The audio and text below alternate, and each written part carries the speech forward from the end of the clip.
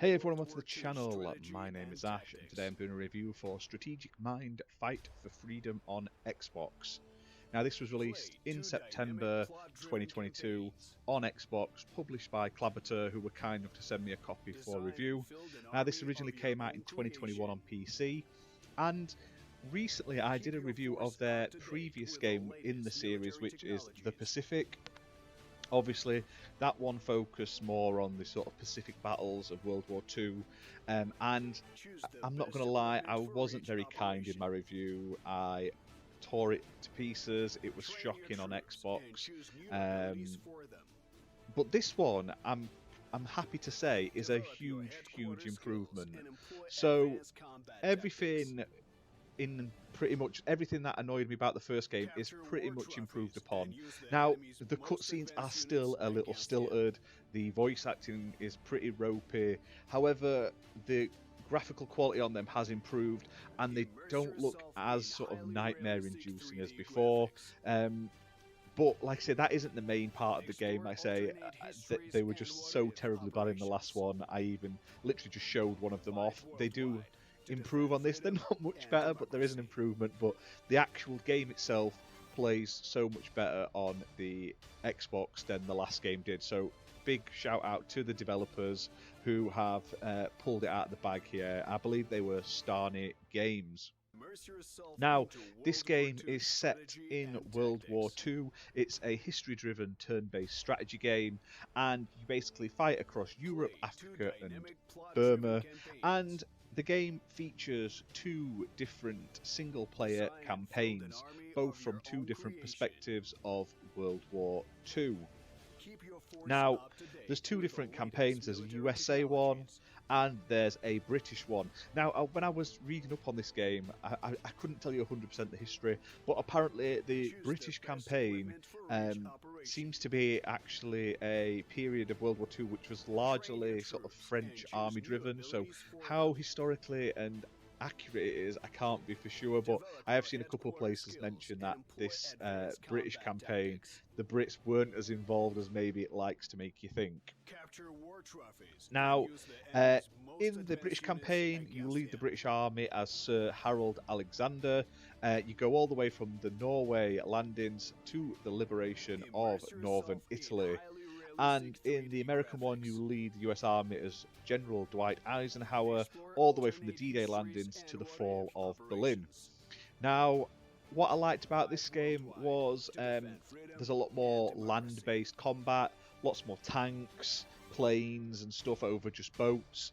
I did like the environments more. Like, the graphics aren't going to blow you away. Like I said, that's not what this game's about. It's not about realistic graphics. You're on this like turn-based hexagonal board style sort of movement. It very much feels like you're playing like a board game or a sort of tabletop miniatures game, or like, do you know when you see them in the war rooms and they're pushing them the little men around the board planning? It feels like that's what you're doing in this game basically, and it looks better than the last game. I feel like the environments with the trees and everything and the sort of more European environments lend to that much better than sort of like C did in the last game. But overall, like I say, I was much more impressed. It's a very deep game. It does feature lots of tutorials, thank the Lord, so definitely watch the tutorials. There's loads of them.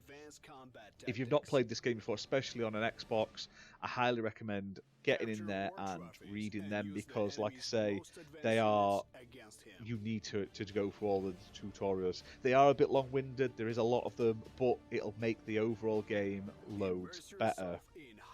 Now, when you're managing your army, you can obviously choose which forces you're going to take into these missions with you. As you progress, you acquire new units, you can upgrade them, you can get rid of old, outdated sort of units as well, because as you progress through the timeline, you do get newer versions of what you've, like the tanks and planes and stuff that you've got. Now, there are 10 different unit classes available in the game, which you'll get to use, with a variety of different sort of models for each of them. Now, as I've said, as you progress through the campaigns, you are able to improve and upgrade them to be more historically accurate with more advanced sort of weaponry. And honestly, I thought it was really good. So you can train your troops. They get new abilities as you train them. You get like heroes with special skills which you can put onto the battlefield to assist you. And all of those sort of heroes are proper historical personalities. So they're the real people that were really there. It's not just made up randomers and stuff like that. Honestly, yeah, it's so refreshing to go from absolutely hating a game to this follow-up being such an improvement. So while it's not perfect, like I say, there were some odd bugs here and there, and the graphics aren't amazing, and the cutscenes are still laughably bad at places.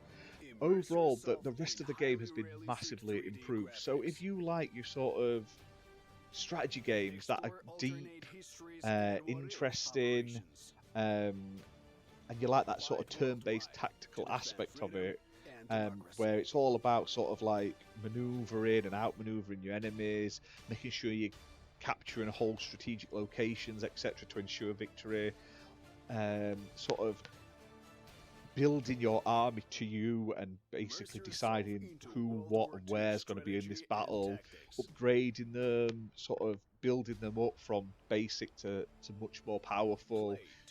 You like that sort of management style of it.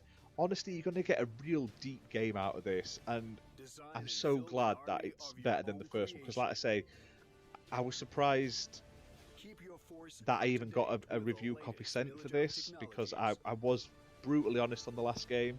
But honestly, this one is a huge improvement, and I can actually recommend it for strategy players out there. Now, the game is priced at $24.99 and it's playable on Xbox One and Xbox Series X and S. It is unfortunately only single player, but like I say, it's one of those games, it's all about the story mode. I would like to see a multiplayer or a co-op mode in the future games. I know this series, Strategic Mind, has more games in its timeline. I've not played them all, like I say, but I have had a look on Steam. They've been obviously bringing them out in advance, so there are other titles, so I really hope they do port them over to Xbox as well in the future. But then that, let me know in the comments what you think of this game. Is there any other sort of strategy games you'd like to see me try out and give my sort of opinion on? Let me know, and we'll see you soon for more videos, guys. Bye for now.